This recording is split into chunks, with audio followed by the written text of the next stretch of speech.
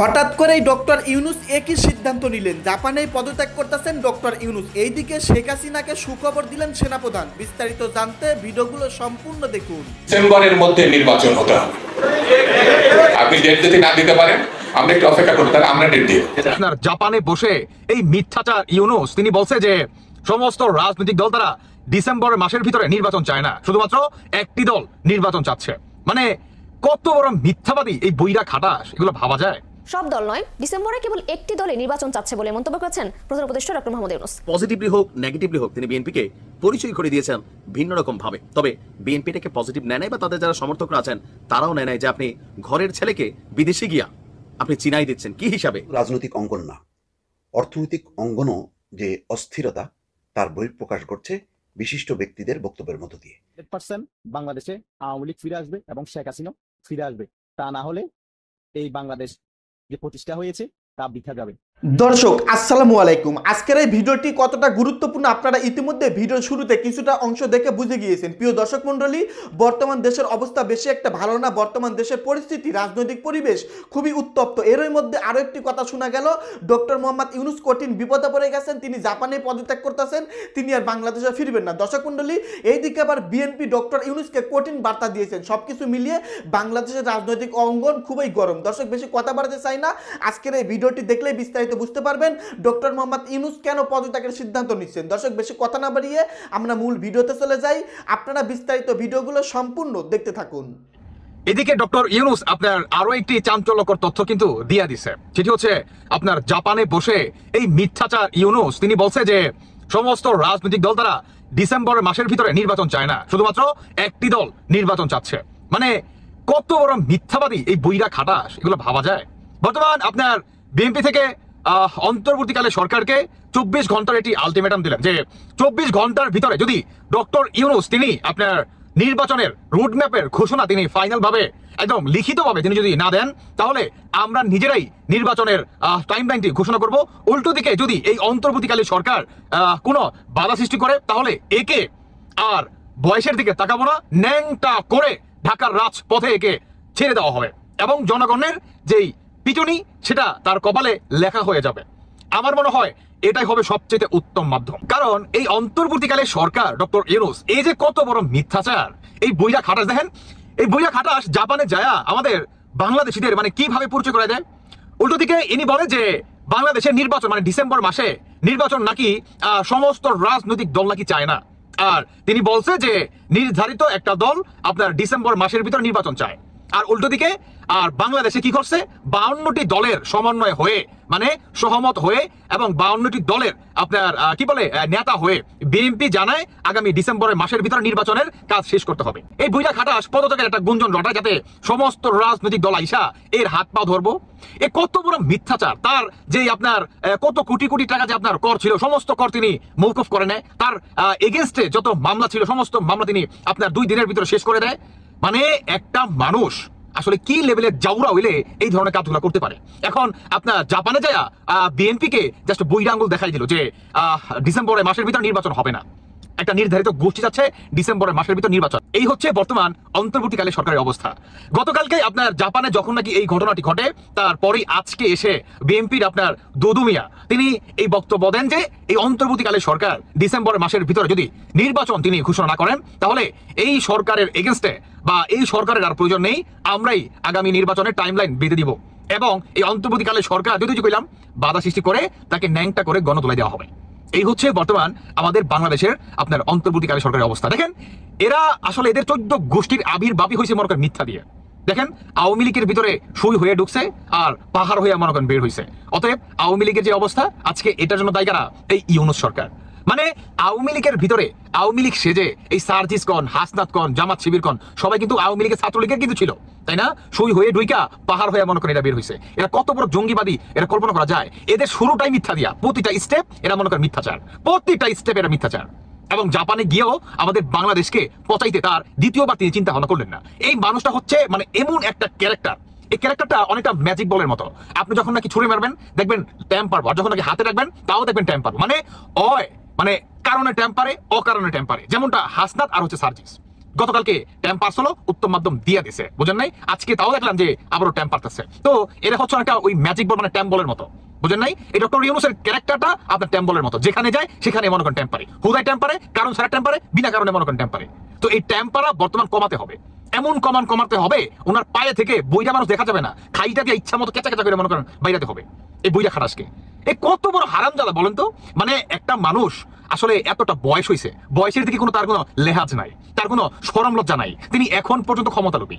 এবং তার যে গ্রামীণ ব্যাংক দেখেন, তিনি কারণ করছে যে তার নির্ধারিত একটা বয়সের পরে তিনি আর বা কোনো কর্মচারী এখানে কাজ করতে পারবে না, সেটার দায়িত্ব তিনি পালন করতে পারবেন না। কিন্তু তিনি প্রতিনিয়ত তার নিজের কারণকেই তিনি কোনো তোয়াক্কা বা তার নিজের কারণকে তিনি বই আঙ্গুল মনে করেন দেখায় তিনি এখন পর্যন্ত মনে করেন ক্ষমতায় বসে রয়েছে। এই হচ্ছে এই অন্তর্বর্তীকালীন সরকারের ক্যারেক্টারের অবস্থান, বুঝছেন? ইনি আসলে যত যাই হোক উনি মনে করেন চাইতেছে যে যেভাবে হোক তার ক্ষমতার চেয়ারটা দীর্ঘমেয়াদী করার। তিনি এই বাংলাদেশের সরকারের চেয়ারের মধু মনে করেন তিনি পায়ে হালাইছে, বুঝেন নাই? তিনি মধু পায়া হালাইছে। এবং আমেরিকা থেকে তাকে যে বসানো হয়েছে, আমেরিকার যেই উদ্দেশ্য, যতদিন না পর্যন্ত সেই উদ্দেশ্য বাস্তবায়ন না করবে এই ইউনূস, ততদিন পর্যন্ত দেখবেন তিনি প্রতিনিয়ত দেশে বলবে এক কথা, যখন নাকি তিনি বিদেশ সফর যাবেন তখন বলবেন আরেক কথা। আরেকটি মতো বিষয় যে উনি হচ্ছে এতটাই বেহায়া যে মানে যেই উনাকে ইনভাইট করে যদি নাও করে তারপরে দূর করে আপনার ইনভিটেশন নিয়ে তিনি মনে চলে যাবে।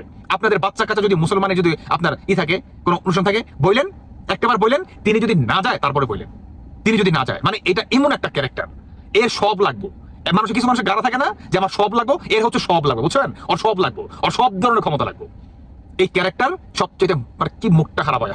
তবে যাই হোক, এখন দেখার বিষয় যে বিএনপি আসলে কতটুকু এটার সাথে আসলে সহমত পোষণ করে। যেহেতু গতকালকে আপনার তারেক রহমান সাহেব তিনি একটা ভাষণে বলছে যে নির্বাচন ডিসেম্বরের মতো হবে, তো খুব কঠোরভাবে বলছে। আজকে দুদু সাহেব আইসা তিনিও বলছে যে এই অন্তর্বর্তীকালীন সরকার যদি নির্বাচনের রোডম্যাপ যদি লিখিতভাবে আপনার ঘোষণা না দেন, তাহলে নির্বাচনের রোডম্যাপ তারাই ঘোষণা করবে এবং সেই ঘোষণা মোতাবেক বাংলাদেশে নির্বাচন হবে। বাংলাদেশেই বলিনি, জাপানে বললে আমার জন্য অস্বস্তি তৈরি করবে। পদত্যাগের ব্যাপারে গত সপ্তাহে ওঠা গুঞ্জন নিয়ে এই প্রথম মুখ খুললেন অন্তর্বর্তী সরকারের প্রধান উপদেষ্টা ডক্টর মোহাম্মদ ইউনূস। আজ বৃহস্পতিবার জাপানের টোকিও ভিত্তিক সংবাদ মাধ্যম নিক্কেই এশিয়াকে দেওয়া এক সাক্ষাৎকারে এ মন্তব্য করেন তিনি। এ সময় পদত্যাগের গুঞ্জন সংক্রান্ত এক প্রশ্নের জবাবে ডক্টর মোহাম্মদ ইউনূস বলেন, বাংলাদেশে থাকাকালে আমি এই প্রশ্নের জবাব দিইনি। যখন আমি বাংলাদেশেই এ ব্যাপারে বলিনি, তখন যদি জাপানে বলি সেটা আমার জন্য অনেক অস্বস্তি তৈরি করবে। গত বৃহস্পতিবার অন্তর্বর্তী সরকারের প্রধান উপদেষ্টা ডক্টর মোহাম্মদ ইউনূসের পদত্যাগের গুঞ্জন ছড়াতে থাকে। পরে প্রধান উপদেষ্টার সঙ্গে সাক্ষাৎ শেষে রাজনৈতিক দল জাতীয় নাগরিক পার্টির আহ্বায়ক নাহিদ ইসলাম ব্রিটিশ সংবাদ মাধ্যম বিবিসি বাংলাকে জানান, প্রধান উপদেষ্টার অধ্যাপক ডক্টর মোহাম্মদ ইউনূস পদত্যাগের বিষয়টি বিবেচনা করছেন। এ নিয়ে চলতে থাকে গুঞ্জন। এরপর বিভিন্ন রাজনৈতিক দলের সঙ্গে বৈঠক করেন প্রধান উপদেষ্টা। তবে এরপর এ ব্যাপারে প্রকাশ্যে কিছুই বলেননি তিনি। এবার টোকিও ভিত্তিক সংবাদ মাধ্যম নিক্কেই এশিয়ার সঙ্গে সাক্ষাৎকারে এই প্রথম বিষয়টি নিয়ে মুখ খুললেন প্রধান উপদেষ্টা। আজ বৃহস্পতিবার নিক্কেইয়ের বার্ষিক ফিউচার অব এশিয়া সম্মেলনের সাইডলাইনে তিনি এই সাক্ষাৎকার দেন। এ সময় বাংলাদেশের আমদানি রপ্তানি নিয়েও প্রধান উপদেষ্টা কথা বলেন।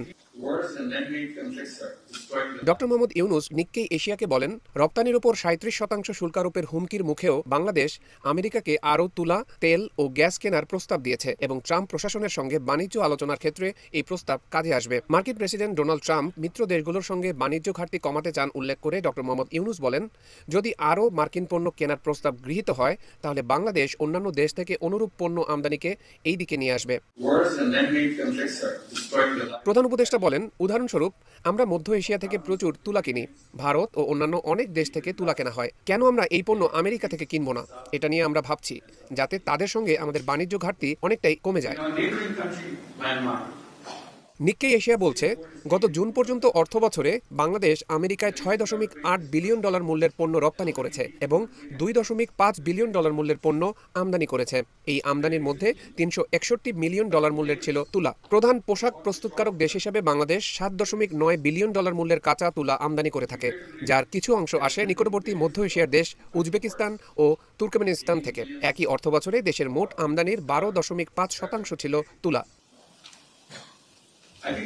বাংলাদেশ বেশিরভাগ জ্বালানি তেল মধ্যপ্রাচ্য থেকে আমদানি করে উল্লেখ করে প্রতিবেদনে বলা হয়েছে, ইউনূস বলছেন পণ্যটি আমেরিকা থেকেও কেনা যেতে পারে, যদিও তিনি এখনও বাণিজ্য আলোচনার সময়সীমা এবং সম্ভাব্য শুল্কের শতাংশ সম্পর্কে নিশ্চিত নন। তবে ইউনূস জোর দিয়ে বলেন, আমরা পরিস্থিতিকে কোনো ধরনের হুমকি হিসেবে দেখছি না, আমরা এটিকে একটি সুযোগ হিসেবে দেখছি। দেশের অভ্যন্তরীণ অর্থনীতির বিষয়ে ডক্টর ইউনূস ডিক্কেই এশিয়াকে বলেন, সাবেক প্রধানমন্ত্রী শেখ হাসিনার নেতৃত্বাধীন পূর্ববর্তী সরকারের অধীনে বাংলাদেশ থেকে প্রায় $234 বিলিয়ন বিদেশে পাচার হয়েছে। বাংলাদেশের অভ্যন্তরে 11 থেকে 12 বিলিয়ন ডলার মূল্যের অর্থ ইতোমধ্যেই শনাক্ত করা হয়েছে এবং জব্দ করা হয়েছে। বাংলাদেশের বর্তমান সরকার এই টাকা হাতে পেলে দুটো সম্পদ তহবিল প্রতিষ্ঠার পরিকল্পনা করছে, যা শিক্ষা ও স্বাস্থ্যসেবার জন্য অর্থ প্রদান করবে। এই অর্থ দরিদ্রদের জীবন পাল্টে দেবে এবং তরুণদের উদ্যোক্তা হতে সহায়তা করবে। ডক্টর মোহাম্মদ ইউনূস তিনি যখন বলেন বিশ্ব শোনেন, বাট আমাদের রাজনীতিবিদরা যখন বলেন বিশ্ব কমই শোনেন। কারণ একজন রাজনীতিবিদ আর ডক্টর ইউনূসের মধ্যে আকাশ পাতাল পার্থক্য। কজ তিনি একজন নোবেল লরিয়েট এবং তার যে থিম থিসিস বিশ্বজুড়ে সমাদৃত।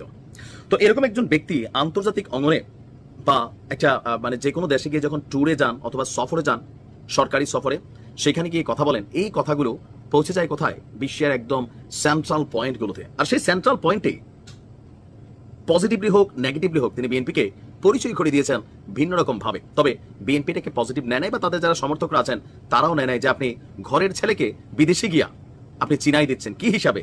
সংস্কারের পথে বাধাকারী হিসাবে। দর্শক, এই মুহূর্তে খুবই ভাইরাল একটা ইস্যু হচ্ছে ডক্টর মোহাম্মদ ইউনূস তিনি এই মুহূর্তে আপনারা জানেন যে জাপান সফরে আছেন।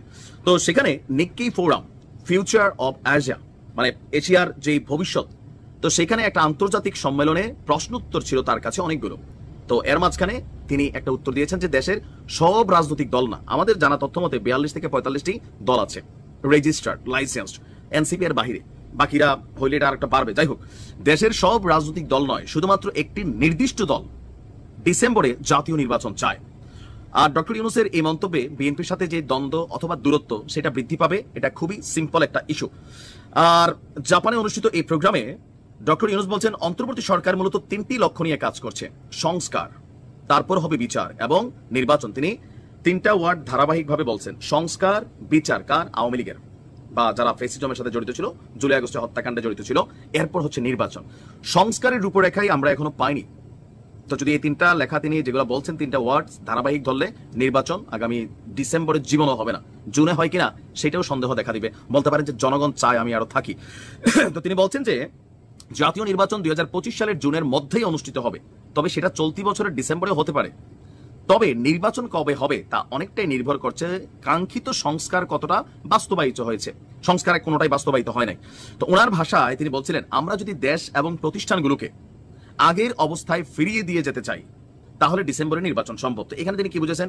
করাপ্টেড বাংলাদেশ, ফ্যাসিস্ট বাংলাদেশ, আমি জানি না মানে কি কি শব্দ বাংলাদেশের সাথে নেগেটিভ করা আছে। প্রতিষ্ঠানগুলো ভেঙে গেছে, তিনি বলছিলেন লুটপাটে ভরে গিয়েছিল, আমরা সেই ভাঙা জাতির হাল ধরছি, তরুণদের চোখে চোখ রাখছি, স্বপ্ন দেখছি, বাংলাদেশকে বদলানোর কথা শুনছি, সেখান থেকে আমরা রিফর্ম করতে চাচ্ছি। ইংরেজিতে তিনি এই কথাগুলো বলছিলেন। তো সেই জায়গায় তিনি যখন বলছেন যে যদি ডিসেম্বরে নির্বাচন হয় তাহলে দেশে কোনো সংস্কার, কোনো পরিবর্তন হবে না, আগের জায়গায় মানে 5ই আগস্টের আগে যে বাংলাদেশ ছিল ওই জায়গায় ফিরিয়ে দিয়ে যেতে চাইলে ডিসেম্বরে সম্ভব। আবার আমরা যদি কিছু সংস্কার করি এবং বাকি সংস্কারের জন্য অপেক্ষা করতে চাই তবু ডিসেম্বরে নির্বাচন করা যেতে পারে। কিন্তু যদি আমরা একটা ভালো সংস্কার কাঠামো করতে চাই তাহলে আরো 6 মাস সময় নিতে হতে পারে। তিনি বলছেন যারা ডিসেম্বরে নির্বাচন চাচ্ছে তারা আসলে সব রাজনৈতিক দল নয়, শুধু একটি নির্দিষ্ট দল এই দাবি করছে। এরপরেই তো ভাই বাংলাদেশের মিডিয়াতে আসার পরে একদম ডক্টর মোহাম্মদ ইউনূসকে নিয়ে বিএনপির মানে একদম প্রান্তিক লেভেলের পোলাপাইন থেকে, আওয়ামী লীগের সময় যেমন ডক্টর ইউনূসকে নিয়ে একদম প্রান্তিক গ্রামের একজন ছেলে যে আওয়ামী লীগকে সাপোর্ট করতো বিভিন্ন পয়েন্টে, সেও কথা বলতো, সমালোচনা করতো। শেখ হাসিনা যখন বলতো তখনও তারা এনজয় করতো। আজকে ঠিক একই অবস্থায় বিএনপির কাছে ডক্টর মোহাম্মদ ইউনূসের অবস্থান, তবে প্রেক্ষাপট দুইটা ভিন্ন। এখন তিনি সরকার আর তখন ছিলেন তিনি ভিকটিম কারো কারো ভাষায়, মানে এখন তিনিই সরকার। তিনি আসলে এই যে বক্তব্য দিয়েছেন বিএনপির ইন্টারন্যাশনাল লেভেলে এটা পজিটিভ একটা ভাইব তৈরি করতে পারে, নেগেটিভও তৈরি করতে পারে। যে একটা দেশে এতগুলো রাজনৈতিক দল, তো নর্মালি যারা বিদেশি রাষ্ট্রগুলো আছে তারা তো বিএনপিরও চিনে বা এই দেশ সম্পর্কে তাদের কাছে তথ্য আছে যে এখানে বড় রাজনৈতিক দল কয়টা, যে যারা নির্বাচন চাইবে। প্রত্যেকটা রাজনৈতিক দলের মধ্যে মানে নিজের সিটটা নিজে পাবে কিনা, যে আমাদের জামাতের আমির সাহেব তিনি তো বিএনপির পক্ষ থেকে নির্বাচন করছিলেন, বিএনপির মার্কা নিয়ে, কারণ জামাতের নিবন্ধন নাই, এরপর তো ফেল করছেন, তখন ফেল করানো হয়েছে আমরা ধরে নিলাম। তো এরকম যে দলগুলো আছে 42টা দল থেকে মিললে 10টা এমপি আসবে কিনা তাও সন্দেহ আছে। প্রিয় দর্শক শ্রোতা, আশা করতেছি বিস্তারিত ভিডিওগুলো আপনারা সম্পূর্ণ মনোযোগ সহকারে শুনেছেন এবং দেখেছেন। বর্তমান দেশের অবস্থা, রাজনৈতিক পরিবেশ, এইগুলো নিয়ে আজকের এই ভিডিওতে চাঞ্চল্যকর প্রতিবেদন তুলে ধরা হয়েছিল। আশা করতেছি ভিডিওগুলো আপনারা সম্পূর্ণ মনোযোগ সহকারে শুনেছেন এবং দেখেছেন। প্রিয় দর্শক, ডক্টর মোহাম্মদ ইউনূস হয়তো আর ক্ষমতায় বেশি দিন টিকতে পারবে না, রাজনৈতিক বিশ্লেষকরা এমনটাই মনে করতেছেন। এইদিকে শেখ হাসিনার কপাল রাতারাতি খুলে যেতে পারে, কারণ সেনাপ্রধান জেনারেল ওয়াকারুজ্জামান ডক্টর ইউনূসকে কঠিন বার্তা দিয়েছেন। সবকিছু মিলিয়ে বর্তমান দেশের অবস্থা অবস্থা বেশি একটা ভালো না। দর্শক, আমি বেশি কিছু বলতে চাই না। এই সম্পর্কে যদি দেশের একজন সাধারণ নাগরিক হিসেবে আপনারা কিছু বলতে চান, আপনাদের মূল্যবান মতামত ভিডিওর কমেন্টে অবশ্যই লিখে জানিয়ে দিবেন। দর্শক, ভিডিওটি এখানে শেষ করছি। দেখা হবে নতুন কোনো ভিডিও নিয়ে। সকলে ভালো থাকবেন। আল্লাহ হাফেজ।